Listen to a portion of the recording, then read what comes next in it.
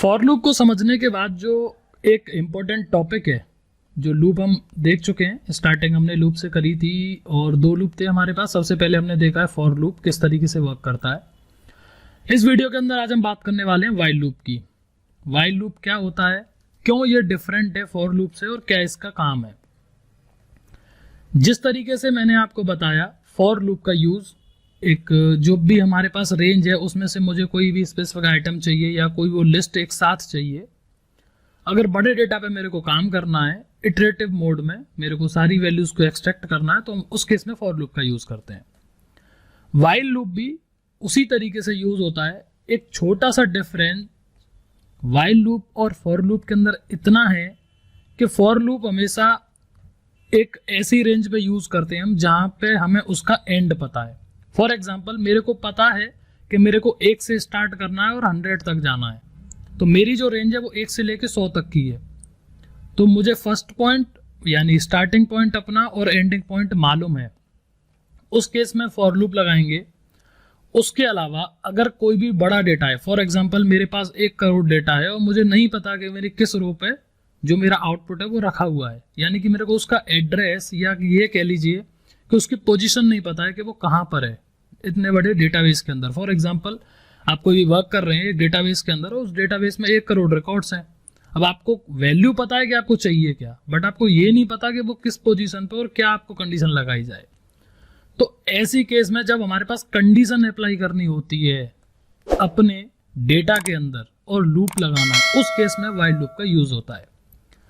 While loop एक variable इसको चाहिए होता है जिसके अंदर हम इनिशियली वैल्यू इसको पास करते हैं ताकि ये अपना काम स्टार्ट करे। अब बहुत ही छोटे एग्जांपल से मैं आपको समझाता हूँ। इसको लिखने का सिंटैक्स देखते हैं पहले और किस तरीके से वर्क करता है।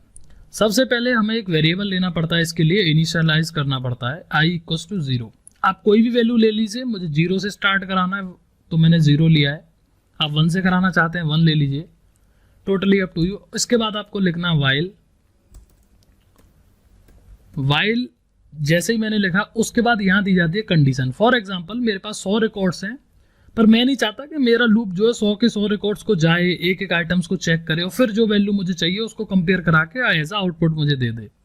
मैं तो सिंपल सा एक कंडीशन लगा दी कि भाई i जो मेरा जब तक 6 हो ना हो, यानी i > 6, जब तक कि i की ये वैल्यू कंडीशन ये जो ट्रू ना हो तब तक इसको चलाओ। जैसे ये ट्रू हो जाए उसके बाद जाओ ही मत, मेरे कोड को वहीं के वहीं स्टॉप कर दो।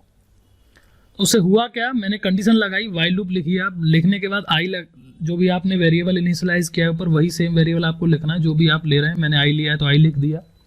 कंडीशन लगाई कि <6 और यहाँ पे लगाइए कोलन। कोलन के बाद जैसे ही आप एंटर करेंगे, अब मैंने वैल्यूज कंडीशन तो लगा लिया, मुझे इसको प्रिंट कराना है। प्रिंट कराने के लिए प्रिंट करिए और i लिख दीजिए। अब ये मेरा प्रिंट हो जाएगा। अब मैं एक बार इसको रन करके दिखाता हूँ और देखते हैं कि क्या आउटपुट हमें मिलता है। तो बेसिकली ये कंडीशन के थ्रू अपने डेटा को एक्सेस जब भी हमें करना है तो हम व्हाइल लूप का यूज करते हैं। एक बार इसका आउटपुट आएगा, फिर इसके बाद इंक्रीमेंट करेंगे। अभी मैंने i को प्रिंट तो करा लिया है, बट सारे वैल्यूज चाहिए ना मुझे। जैसे अगर i की वैल्यू 5 तक जैसे सही हो जाएगी ये कोड रुक जाएगा, बट वो वैल्यूज एज आउटपुट में भी तो चाहिए मुझे क्रॉस चेक करने के लिए। अभी देखिए ये 0 0 0 0 आ रहा है। हो क्या रहा है कि ये इनफाइनाइट लूप के अंदर चला गया है। इसको कंडीशन मिल गई है, सब कुछ मिल गया है, बट उस कंडीशन को हमें अप्लाई किस तरीके से करना है ये नहीं पहचान पा रहा है। ठीक है ना, तो हमको यहाँ क्या करना पड़ेगा, यहाँ लिखना पड़ेगा i +, ये ऑपरेटर है और ऑपरेटर्स हम बहुत अच्छे से पढ़ चुके हैं। या तो आप लिख लीजिए i + 1 या फिर आप लिख लीजिए i = i + 1। दोनों का मतलब एक ही है। इतना लिखने के बाद अगर आप अब इसको रन करेंगे, मैं इसको स्टॉप कर देता हूँ। स्टॉप नहीं होगा ये, क्योंकि ये इनफाइनाइट लूप के अंदर जा चुका है। ठीक है, तो अब हम इसको फिर से रन करेंगे। मैंने ये स्टेटमेंट लिखा है यहाँ पे। मैं जैसे ही इसको रन कर रहा हूँ ये बार बार इनफाइनाइट लूप के अंदर चला जा रहा है। क्यों, एक बार इसको हम क्रॉस चेक करते हैं। पहले मैं इसको क्लोज करूँगा कोड को। यहाँ पे मैंने इनिशियलाइज किया i = 1 से। यहाँ पे हम 1 से इनिशियलाइज करेंगे क्योंकि 0 बार बार कंडीशन ही नहीं ट्रू हो पा रही। कंट्रोल एंटर करिए, मैंने i को 1 लिया है, 1 से स्टार्ट करेगा। बार बार ये इनफाइनाइट लूप के अंदर जा रहा है जो कि नहीं जाना चाहिए। इसको हम सही करेंगे। यहाँ पे मैंने i इक्वल टू 1 किया, एंटर किया, i should be less than equal to 6, colon लगाया, कोलन के बाद प्रिंट स्टेटमेंट लगाया, प्रिंट स्टेटमेंट करने के बाद i प्लस 1 पे इसको क्लोज कर दिया। तो अभी मैं एक बार इसको फिर से क्लोज करता हूँ और फिर से हम इसको रन करके देखते हैं कि क्या आउटपुट आता है हमारे पास। ये कह रहा है इंडेंटेशन एरर, यानी कि i प्लस 1 हमने सही नहीं लिखा है। इसको मैं फिर से लिख दूंगा i प्लस 1 और इसको लिखेंगे वाइल लूप के अंदर ही, प्रिंट स्टेटमेंट के बाद। एक बार इसको रन करते हैं और देखते हैं। ये देखिए अब मेरे पास जो आउटपुट मिला है मुझे 1 2 4। अब 1 2 4 इसलिए मिला है क्योंकि मैंने यहाँ i कर दिया है। आइडियली मुझको 1 करना चाहिए क्योंकि मेरे को एक एक वैल्यू से बढ़ाना है। तो जैसे ही मैं इसको i प्लस 1 करूंगा तो ये देखिए मेरे पास आउटपुट आ गया। तो कहने का सीधा सा मतलब ये है कि अगर मुझे कंडीशन मेरी मालूम है डेटा के अंदर, तो उस केस में आपको व्हाइल लूप ही यूज करना चाहिए, क्योंकि ये फास्ट चलेगा और आपको आउटपुट जो है जल्दी मिलेगा।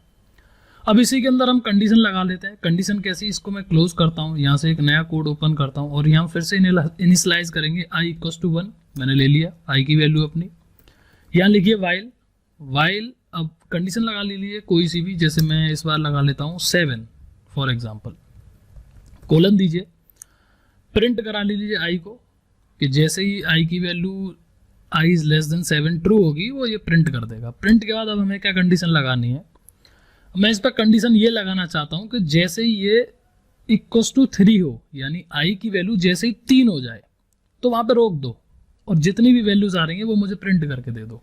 कैसे लगाएंगे, इफ लगाना है, नॉर्मल सा स्टेटमेंट है। i, अब मैं क्या करना चाहता हूं कि i को देखना चाहता हूं इक्वल टू 3। अगर i जो है मेरा 3 के बराबर है तो कोलन लगाइए और इसको ब्रेक कर दीजिए। ब्रेक और कंटिन्यू भी हमको पता है कि कैसे वर्क करता है, तो मैंने यहाँ ब्रेक लिखा और सिंपल सी इसके बाहर आके i प्लस 1 उसको बढ़ा दी। i प्लस 1 ये मैं क्यों कर रहा हूँ, क्योंकि ये मुझे वैल्यू इंक्रीज करके, जैसे होगा क्या, यहाँ पे i की वैल्यू 1i तो प्लस 1 करेगा उसमें, तो ये 2 हो जाएगी, 3 हो जाएगी, तो ये सारी वैल्यूज मेरे पास प्रिंट होके आ जाए, इसीलिए हम इसको इंक्रीज कर रहे हैं हर बार एक वैल्यू से। तो कोड मेरा रेडी है। अब मैं यहाँ पे कंट्रोल एंटर करता हूँ और देखते हैं आउटपुट। तो ये देखिए 1 2 3। ऊपर मैंने क्या कंडीशन दी कि भाई जब तक 7 से छोटा ना हो i तब तक इसको चलाते रहो। ऊपर तो मैंने ये दिए, लेकिन इसके अंदर मैंने एक कंडीशन और दे दी कि जैसे ही 3 हो जाए वहां रुक जाओ, ब्रेक लगा लो। तो आइडियली जो कंडीशन वो अप्लाई हुई वो ये वाली हुई है। अगर मैं ये न लगाऊं तो यहाँ पे मेरी 1 2 3 4 5 6 आएंगी, जैसे यहाँ पे मेरी 5 वैल्यूज आ रही थी। तो यही यूज है वाइल लूप का, कि वाइल लूप हमेशा कंडीशन बेस्ड यूज होता है। अगर आपको इसके बाद की वैल्यूज प्रिंट करानी है तो आप इसको कॉपी करिए। मैं इसको क्लोज कर देता हूँ, एक और कोड स्टेटमेंट लेते हैं और यहाँ पे इसको प्रिंट कर देता हूँ। अब मैं इसको ब्रेक की बजाय कंटिन्यू अगर कर दूँ तो मुझे आउटपुट वही मिलेगा जो पहले मिल रहा था।